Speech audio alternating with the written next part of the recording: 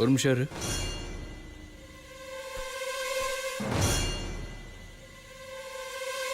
இது மாமா கல்யாணத்துக்கு எடுத்து கொடுத்த புடவையாச்சே.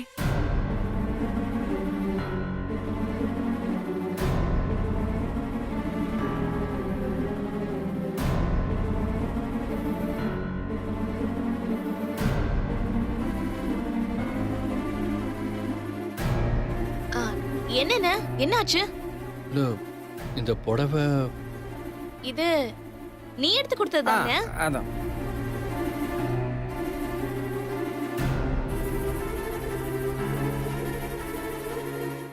நான் எடுத்து கொடுத்தேனா? எப்போ? ப்ரோ நீ வர வர எல்லாத்தையுமே மறந்துட ப்ரோ. கடைசியில் எங்கள் 2 பேருமே யாருன்னு கேட்ப போல. நீ அதிகமாக வேலைன்னு அலைஞ்சிட்டு இருக்கல, அதனால தான் நீ ரொம்ப ஸ்ட்ரெஸ் ஆகுற. நீ ரெஸ்ட் எடு, எல்லாம் சரியாயிடும்.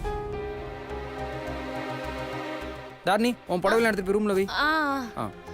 அண்ணே இல்ல தாரணி, இந்த புடவை இங்கே இருக்கட்டும்.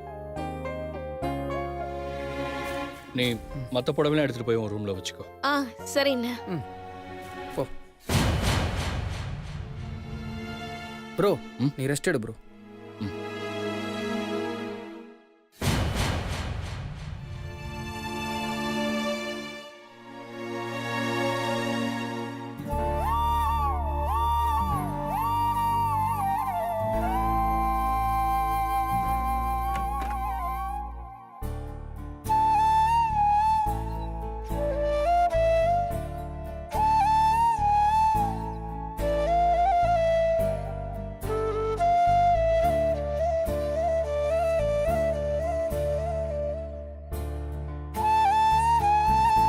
ஏன் மாமா எனக்கு மட்டும் இப்படி ஒரு தண்டனை? நீங்க என்ன லவ் பண்ண மாட்டீங்களான்னு நான் ஏங்கிட்டு இருந்தப்பெல்லாம் என்ன டிவோர்ஸ் பண்ண போறேன்னு சொன்னீங்க. அதையும் மீறி நான் உங்க மனசுல இடம் பிடிச்சேன். அந்த லவ்வை நீங்க சொல்ல வரும்போதெல்லாம் ஏதாவது ஒரு தடங்கள் வந்து உங்களை சொல்ல விடாம தடுத்துக்கிட்டே இருக்கேன் மாமா. ஏன் மாமா? நீங்க டிவோர்ஸ் பண்ணாலும் திரும்பவும் உங்க மனசுல இடம் பிடிக்கதான் மாமா போராடுவேன். என் கடைசி மூச்சு இருக்கிற வரைக்கும் உங்க வாயால சக்தி ஐ லவ் யூன்னு சொல்றதுக்காக நான் போராடுவேன் மாமா.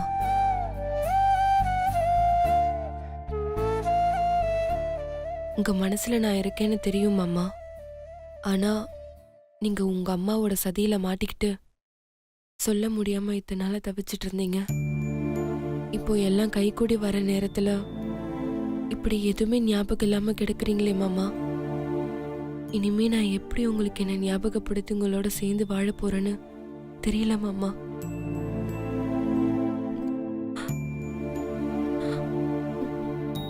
ஆனா எனக்கு நம்பிக்கை இருக்கு மாமா. பொண்ணுங்களே பிடிக்காத நீங்க எனக்கு கல்யாணம் பண்ண ஒத்துக்கிட்டீங்க, என்ன லவ்வும் பண்ணீங்க. இதெல்லாம் நடந்தப்போ கண்டிப்பா நீங்க பழையபடி நினைவு திரும்பி உங்க லவ் என்கிட்ட சொல்லி என் கூட சந்தோஷமா வாழ்வீங்க மாமா. எனக்கு அந்த நம்பிக்கை இருக்கு.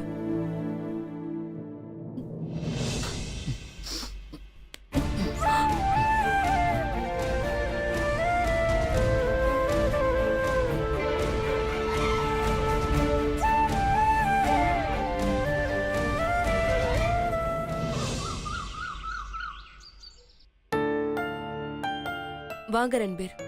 மேடம், நான் கேள்விப்பட்டதெல்லாம் உண்மையா மேடம்? ஆமா ரன்பீர். ஏன் மேடம் உங்களுக்கு மட்டும் இப்படிலாம் நடக்குது? தெரியல ரன்பீர். மேடம், இதே மற்ற பொண்ணுங்களா இருந்தா சிவாபாஸ் மாதிரி கேரக்டர் உள்ள ஆளுங்களை வெறுத்துட்டு போயிடுவாங்க. ஆனால் நீங்கள் தான் மேடம் அவர் மனசை மாற்றி லவ் பண்ண வச்சுருக்கீங்க. உண்மையிலே நீங்கள் சூப்பர் மேடம். அப்படிலாம் ஒன்றும் இல்லை ரன்பீர். எல்லா பொண்ணுங்களுக்கும் ஒவ்வொரு ரூபத்தில் பிரச்சனைங்க இருக்கும். ஒவ்வொரு நாளும் அவங்க அதை சமாளிச்சுட்டு தான் வாழ்க்கையை ஓட்டிட்டு இருக்காங்க. வீட்டை சமாளிச்சுட்டு வேலைக்கு போகிற இடத்துல, வேலை செய்கிற இடத்துல வேலையை சமாளிச்சுக்கிட்டு நிறைய பெண்கள் இந்த மாதிரி வாழ்ந்துட்டு இருக்காங்க. அதை விட நான் படுற கஷ்டம் எல்லாம் பெருசு இல்லை ரன்பீர். பொண்ணுங்க கல்யாணம் பண்ணிட்டு வந்ததுல இருந்து புருஷனுக்கு ஒரு நல்ல பொண்டாட்டியாவும் அவன் எதிர்பார்க்கிற தேவைகள் எல்லாம் பூர்த்தி செஞ்சோம் வீட்டில் இருக்கிற பெரியவங்களுக்கெல்லாம் ஒரு நல்ல மருமகளாவும் அவங்கள அன்பா அனுசரிச்சு தனக்கு பிறந்த குழந்தைங்கள அக்கறையா பார்த்துக்கிட்டு அவங்கள வளர்த்து ஆளாக்கி அவங்களுக்கு ஒரு கல்யாணத்தை பண்ணி வச்சு அவங்களுக்கு பிறக்கிற குழந்தைங்கள பாராட்டி சீராட்டி அவங்களுக்கு கதையெல்லாம் சொல்லி கொடுத்து ஒரு நாள் நிம்மதியா கண்ணை மூடுவாங்க. நீங்கள் சொல்கிறதெல்லாம் உண்மைதான் மேடம்.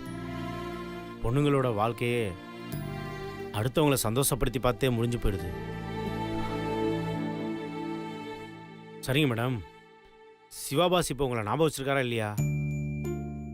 ஞாபகம் வச்சிருக்காரு, என் பேரை மட்டும். மத்தபடி என்னை யாருன்னே அவருக்கு தெரியாது.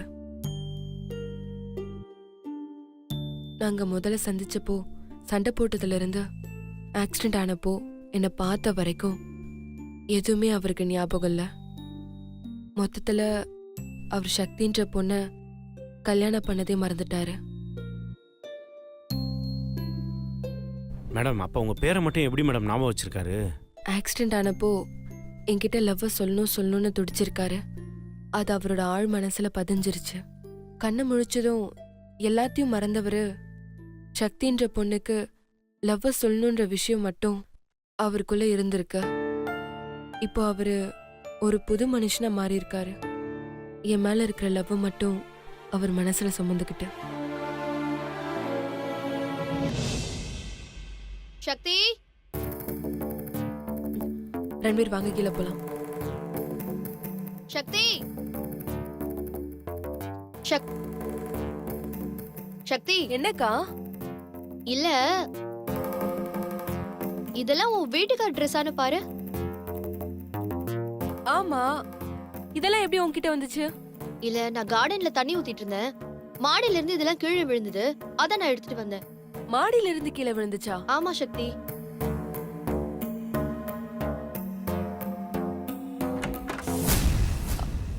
சரி ரன்பீர், மாமா வராரு, நான் போய் ஒளிஞ்சிக்கிறேன். ஏன் மேடம்? அவர் முன்னாடி போய் நான் நின்னா பழைய நினைவுகளா திரும்ப வரும். நல்ல விஷயம் தானே. ஷோ, அது அவர் உயிருக்கு ஆபத்தா முடியும் டாக்டர் சொல்லிருக்காரு. நான் போய் ஒளிஞ்சிக்கிறேன். சரி போங்க மேடம்.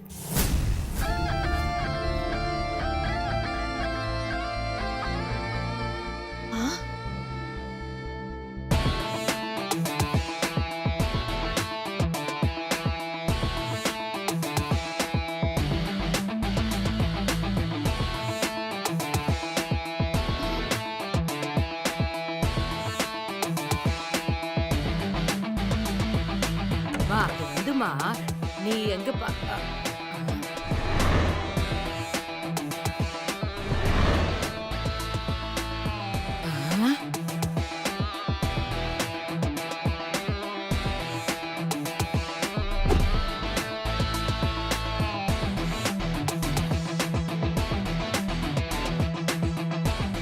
ஏன் மாமாவா அது யூத்ஃபுல்லா மாறிட்டாரு. என்னம்மா சுபத்ரா, என்ன இவன் இவ்ளோ மாடனா வந்து நிக்கிறான்? ஜெய்சங்கர் மாதிரி வெறப்பா Dress போடுறவன் இன்னைக்கு ஜெமினி கணேசன் மாதிரி ஜம்முன்னு வந்து நிக்கிறான். உனக்கு உதாரணம் சொல்றதுக்கு வேற ஆளே கிடைக்கலையா? ஏம்மா, எனக்கு தெரிஞ்ச உதாரணம் தானம்மா நான் சொல்ல முடியும். என்னங்க, உங்க அண்ணன் ரொம்ப மாடர்னா வந்திருக்காரு. இவர் இந்த மாதிரி ட்ரெஸ் எல்லாம் கூட வச்சிருக்காரா? யாருக்கு தெரியும் இவன் எப்ப எந்த மாதிரி மாறுவான்னு. ம். என்ன எல்லாரும் அப்படி பாக்குறீங்க? ம்ஹும். இல்ல, ஏதோ என்கிட்ட வித்தியாசம் இருக்கு. அதனாலதான் எல்லாரும் அப்படி பாக்குறீங்க. மாப்ள, இந்த Dressல நீங்க அப்படியே கமலஹாசன் மாதிரி சூப்பரா இருக்கீங்க. Is it? Thanks, aunty. ஏங்க, இனிமே நீங்க இதே மாதிரி ட்ரெஸ் பண்ணுங்க. இதுக்கு முன்னாடி நான் எந்த மாதிரி ட்ரெஸ் பண்ணேன்? ஐயோ, மாட்னா. இதுக்கு முன்னாடி நீங்க எப்ப என்ன பாத்தீங்க? அச்சோ, மீனாட்சி மேடம் மாய கொடுத்து மாட்டிக்கிட்டாங்களே. அது ப்ரோ, உன்னை போட்டோல காமிச்சிருக்கனா, அதுல நீ ஃபார்மல்ஸ்ல இருந்தியா? அததான் மீனாட்சி சொல்றா. இல்ல மீனாட்சி. ஆஹா.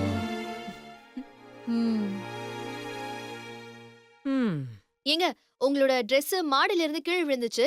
நான் எல்லாத்தையும் வாஷ் பண்ணி உங்க ரூம்ல வச்சிடுறேன். நோ நோ, ச்சே, இதெல்லாம் வேணாம் தான் நான் அப்பவே தூக்கி போட்டேன். எனக்கு அந்த மாதிரி ட்ரெஸ் எல்லாம் பிடிக்கவே இல்லை. அதெல்லாம் நான் தூக்கி எறிஞ்சிட்டேன். ஓகே, லுக், இனிமே நான் இந்த மாதிரி ட்ரெஸ் தான் போடுவேன்.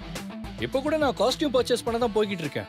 ம், ஓ மாப்பிள சாப்பிடாம போறீங்களே. ஐயோ ஆண்டி, நான் போற வழியில சாப்பிட்டுக்கிறேன் ஆண்டி. பாய்.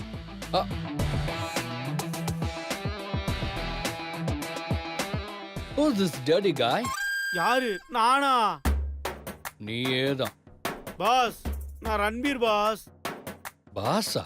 அது ப்ரோ, உனக்கு ஆஃபீஸில் ஒரு பிஏ வேணும்ல, அதுக்காக தான் புதுசாக அப்பாயின் பண்ணியிருக்கேன். நான் நியூ அப்பாயின்மெண்ட்டா? சரி, இவனுக்கு இன்டர்வியூ வச்சியா? பார்த்தா இந்த வேலைக்கு ஏத்த ஆள் மாதிரி தெரியலையே. தம்பி பாஸ். ஐயோ ரன்பீர் கதறாதையா. அது ப்ரோ, வேலை வேணும்னு காலை பிடிச்சி கெஞ்சினா, அதான் போனா போதுமேன்னு சேர்த்துக்கிட்டேன். ஓ, சரி சுந்தர், இனிமே இந்த ஆஃபீஸ் வேலையெல்லாம் நீ பார்த்துக்கோ. ஏன்னா உனக்கு தான் கல்யாணம் ஆயிடுச்சுல்ல, அதனால பொறுப்போ ஆஃபீஸை பார்த்துக்கோ. சரியா? சரி ப்ரோ, அப்போ நீ என்ன பண்ண போற?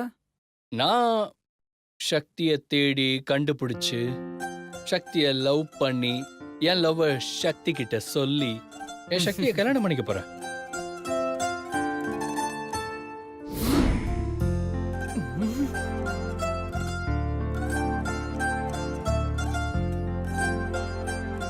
அதுக்கப்புறமாவது ஆஃபீஸ் வருவியா இல்ல? நோனோ, அதுக்கப்புறம் தான் எங்க வாழ்க்கையே ஆரம்பிக்க போகுது. நாங்க 2 பேரும் ஊரு ஊரா சுத்த போறோம். என் சக்தி எப்ப என்ன வேலைக்கு போன்னு சொல்றாளோ அப்ப நான் பொறுப்பேத்துக்குவேன்.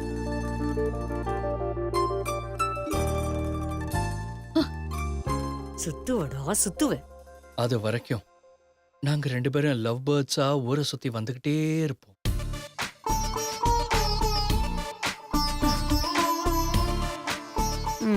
நல்லா சுத்துங்க. அப்புறம் என் லவ்க்கு ஏதாவது பிரச்சனைனா, அதாவது நான் சக்தியை கல்யாணம் பண்றதுல ஏதாவது பிரச்சனைனா நீ தான் எனக்கு ஹெல்ப் பண்ணணும். என்ன புரியுதா? புரிஞ்சுது ப்ரோ. இவன் எனக்கு அண்ணன்றதையே மறந்துட்டான் போல.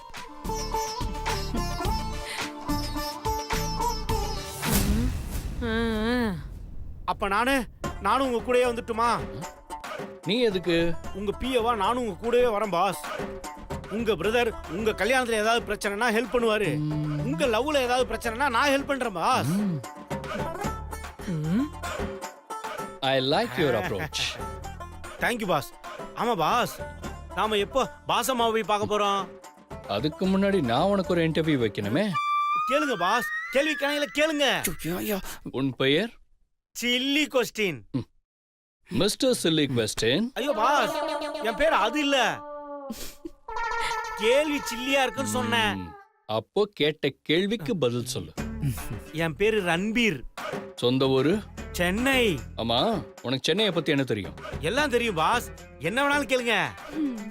சென்னை என்றால் சினிமாவும் பீச்சும். பீச் என்றால் கடலும் காதலும். சென்னையில் பார்க்க வேண்டியது பீனிக்ஸ் மாலும் அங்கு வரும் ஃபிகர்களும். பார்க்க கூடாதது அங்கு வரும் மாடர்ன் ஆன்டிகளை. பிரிக்க கூடாதது அங்கு பீச்சில் சுற்றும் காதல் ஜோடிகளை. பிரிக்க முடியாதது கூவும் சென்னை மக்களும். சேரக்கூடாதது குடிநீரும் கழிவு நீரும்.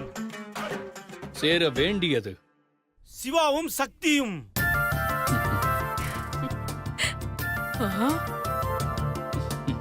ஸ்டைலுக்கு ரஜினிகாந்த். மாசுக்கு விஜயகாந்த். அழகுக்கு கீர்த்தி சுரேஷ். நடிப்புக்கு கமலஹாசன். இம்சைக்கு நான். ரொமான்ஸுக்கு தாங்கள். Your appointed. பாஸ் என்ன வேலைக்கு சேர்த்துட்டாரு. பாஸ் என்ன வேலைக்கு சேர்த்துட்டாரு. பாஸ் என்ன வேலைக்கு சேர்த்துட்டாரு. பாஸ் என்ன வேலைக்கு சேர்த்துட்டாரு. தம்பி பாஸ், பாஸ் என்ன வேலைக்கு சேர்த்துட்டாரு. பாஸ் என்ன ஆசீர்வாதம் பெர்ஃபார்மன்ஸ் போடாத பாஸ், எந்திரி. என்ன ஆசீர்வாதம் பண்ணி வேலைக்கு சேர்த்துக்குங்க பாஸ். சரி சரி, என்ன அது? கலக்கிட்டு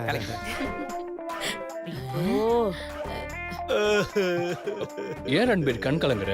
என்ன வேலைக்கு சேர்த்துக்கிட்டீங்களா பாஸ், அதுக்காக தான் பாஸ்.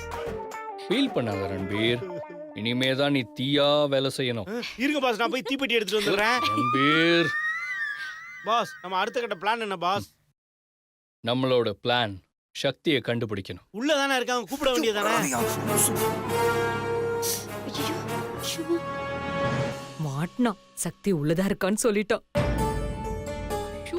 உள்ளையா? எங்க? ஐயோ, அவசரப்பட்டு உளறிட்டேனே பாஸ்.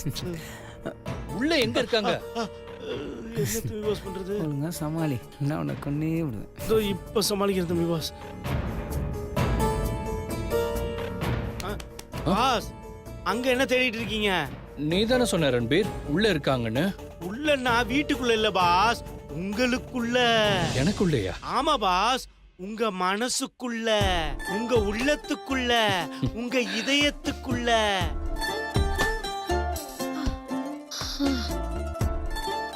இந்த கருவா பையன் இப்படி பிளேட்ட மாத்திட்டானே. ஆமா ரன்பீர், என் சக்தி இங்கதான் இருக்கா. ஆ.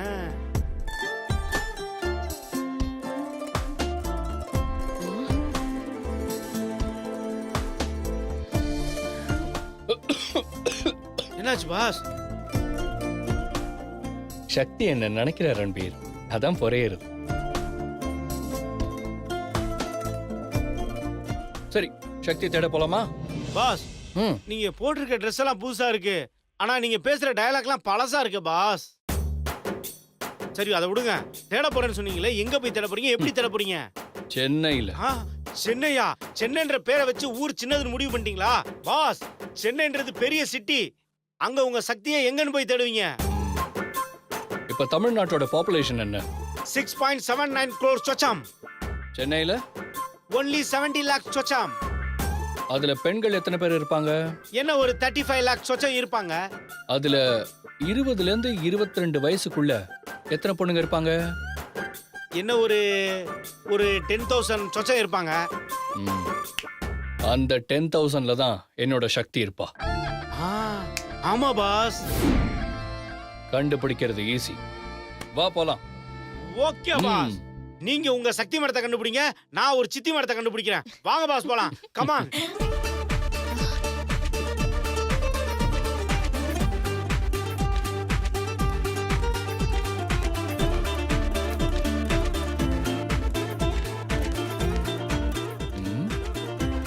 ம், பாஸ், என்னது கார் எடுக்காம அங்க போறீங்க? காரா? அதெல்லாம் பெரியவங்க ஓட்டுற வண்டி, கல்யாணம் ஆனவங்க ஓட்டுற வண்டி. அப்ப நீங்க ஓட்டுற வண்டி?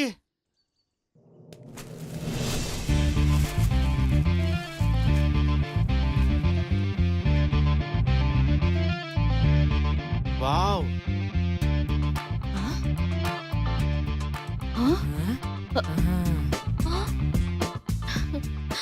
பாஸ், ம், சூப்பர் பாஸ், செமையா இருக்கு. போலாமா? Yes boss. என்ன எல்லாரும் என்னைய பார்த்துட்டு இருக்கீங்க? அது உனக்கு ஆல் தி பெஸ்ட் சொல்றதுக்கு தான் bro. All the best. Thank you. All the best மாமா. All the best bro. Thank you thank you thank you.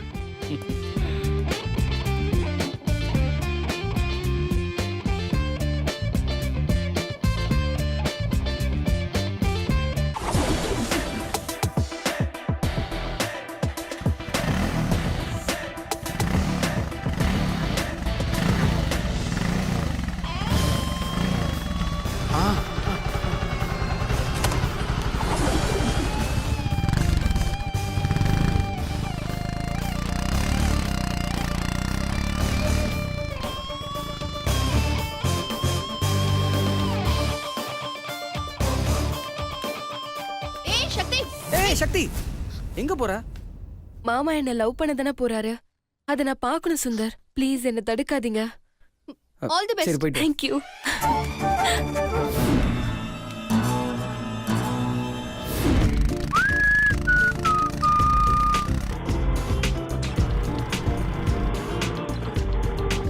ஒரு பொண்ணு ஒண்ணு நான் பார்க்க போறேன், சென்டிமீட்டர் சிரிக்க சொல்லி கேட்க போறேன்.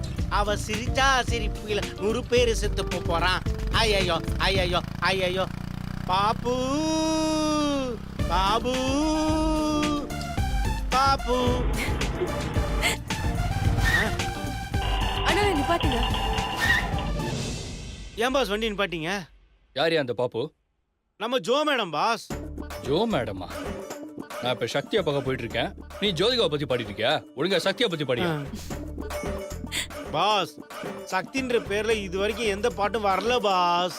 வரலன்னா சக்தின்னு பேரை போட்டு நீயே பாடு. Okay pass. அண்ணா அவங்கள ஃபாலோ பண்ணுங்கண்ணா. ஒரு பொண்ணு ஒண்ணு நான் பார்க்க போறேன் சென்டிமீட்டர் சிரிக்க சொல்லி கேட்க போறேன். அண்ணா நான் நிப்பாட்டுங்க. என்னாச்சு பாஸ்? யோ அது என்ன நீ பார்க்க போறேன்னு பாடுற, நான் பார்க்க போறேன்னு பாடு. பாஸ் அப்படிலாம் பண்ண மீட்டர்ல வராது பாஸ். ம், அப்படியா? ஆ. இப்ப நீ மட்டும் பாடலன்னு வச்சுக்கோயேன், மாசம் மாசம் உனக்கு மீட்டர் வராது. ஓகேவா?